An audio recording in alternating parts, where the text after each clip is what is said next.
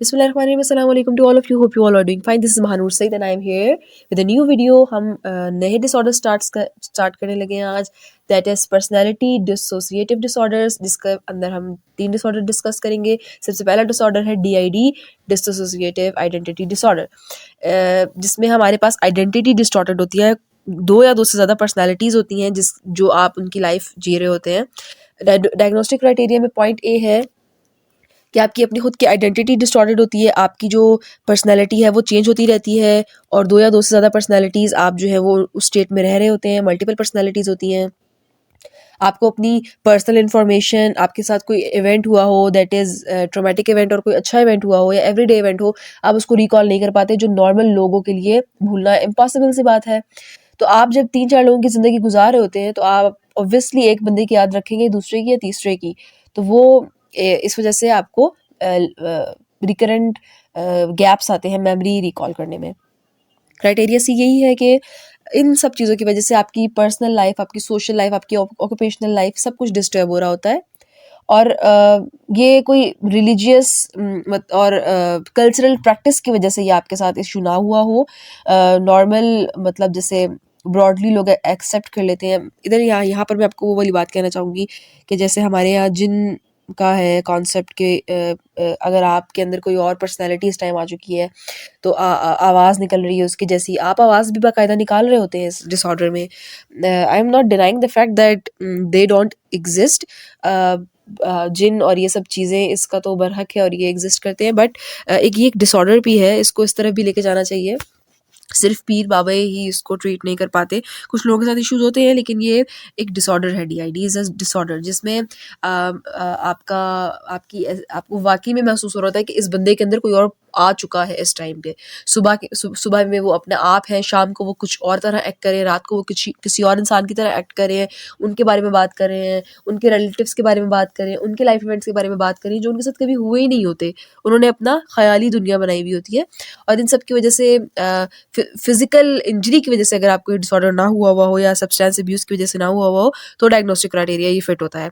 इसके हमारे पास जो सिम्टम्स है उसमें ही पैसिव इन्फ्लुएंस हो सकता है, कुछ एक्टिव इन्फ्लुएंसेस होते हैं आपकी लाइफ में, कुछ लोग आपको इनडायरेक्टली पैसिवली इन्फ्लुएंस कर रहे होते हैं. इंटरनल वॉइसेस, आपको आवाज़ आ रही होती है, आपके कान में कोई आके आपको बता रहा है, इन्फॉर्मेशन दे रहा है, आप आगे उसको बोल रहे हैं, ट्रांसफ़र करें, तो ज़ाहिर सी बात है वो आपको सामने वाला बंदा यही समझेगा इसमें जिन आ चुके हैं. थॉट्स, फीलिंग्स, हर चीज़ आपकी जो है वो पर्सनैलिटी जैसे चेंज होती है वो डिफरेंट हो जाती है. आपकी मेमोरीज चेंज होती हैं, आपकी स्किल्स चेंज होती हैं, आपके प्रेफरेंसेस चेंज होते हैं, क्योंकि आपकी पर्सनैलिटी चेंज हो रही होती है. सुबह के टाइम आप किसी और इंडिविजुअल की तरह एक्ट करते हैं, रात को आप किसी और की तरह एक्ट कर रहे होते हैं, दिन में आप कुछ और बने हुए होते हैं.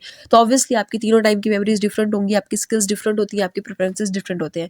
आप अपनी आइडेंटिटी के बारे में ही कंफ्यूज रहते हैं कि मैंने इस टाइम अपना क्या नाम बताना है, मैंने इस टाइम अपनी कौन सी मेमोरीज शेयर करनी है किसी के साथ. एमनीजिया, मेमोरी लॉस हो रहा होता है, फ्लैशबैक्स आ रहे होते हैं. फ्लैशबैक्स कहते हैं हम कि कोई भी ऐसा ट्रॉमेटिक इवेंट हुआ हो उसके बाद जो ये ना एक डिफेंस मैकेनिज्म भी कहलाता है.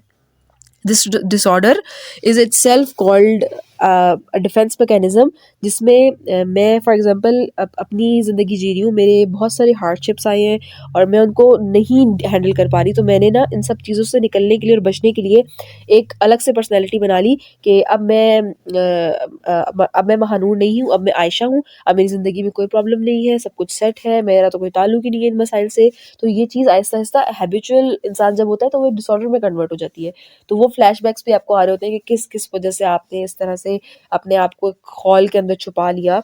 जिन इवेंट्स की वजह से आप डिफरेंट महसूस करते हैं बाकी लोगों से और डिसएसोसिएट महसूस करते हैं, जिसमें आप किसी से भी लिंक नहीं कर पाते, अंडरस्टैंड नहीं कर पाते. कौन-कौन से ऐसे कॉजेज़ हैं जो DID कॉज़ कर सकते हैं? सबसे पहले तो ट्रॉमा होता है. उस ट्रॉमा को भुलाने के लिए अगर नहीं भूला जा रहा है और ट्रीट नहीं किया गया, काउंसलिंग नहीं की गई उसकी, तो वो रिज़ल्ट हो सकता है DID में कि वो इंडिविजुअल ना उसे जान छुड़ाने के लिए एक अलग सी दुनिया बना लेता है, एक अलग सी थॉट जिसमें कोई परेशानी नहीं है, कोई मसला नहीं है, हर चीज़ सेट है. कॉज़ हो सकता है ब्रेन स्ट्रक्चर में हार्मोनल चेंजेस भी कॉज़ आ सकते हैं. कोई और मेंटल डिसऑर्डर जो कोमॉर्बिडली अकर हो सकता है इस डिसऑर्डर के साथ, या उसकी वजह से ये डिसऑर्डर हो सकता है, जिसमें हम सब्सटेंस अब्यूज़ डिसऑर्डर पढ़ते हैं, उससे भी DID हो सकता है.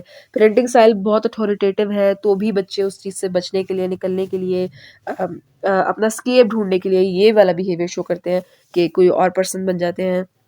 अटैचमेंट इश्यूज होते हैं किसी किसी को, जिसको हम कहते हैं ना साइकोपैथ पर्सनालिटी, साइकोपैथ रिलेशनशिप्स, उसमें जो अटैचमेंट इश्यूज होते हैं जिसमें आप दूसरे बंदे को ऐसा महसूस करवाना शुरू कर देते हैं ना कि उनको भी आपसे डर लगना स्टार्ट हो जाता है कि इतना ऑब्सेस्ड, इतना घुटन और ये सब चीज़ों वाला, उससे भी जब आप वो आपसे डिटैच होते हैं तो भी आपको डीआईडी हो सकता है कि आप उस चीज़ को एक्सेप्ट ही नहीं कर पा रहे होते।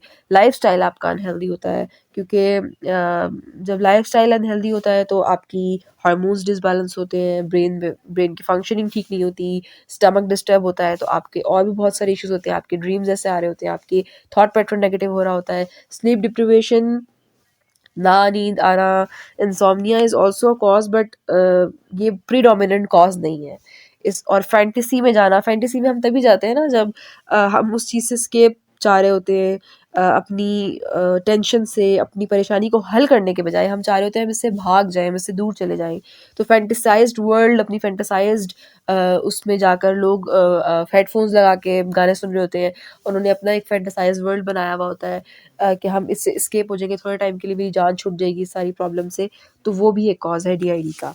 डीआईडी को ट्रीट किस तरह से कर सकते हैं? टॉक थेरेपी, उस इंडिविजुअल से बात करें।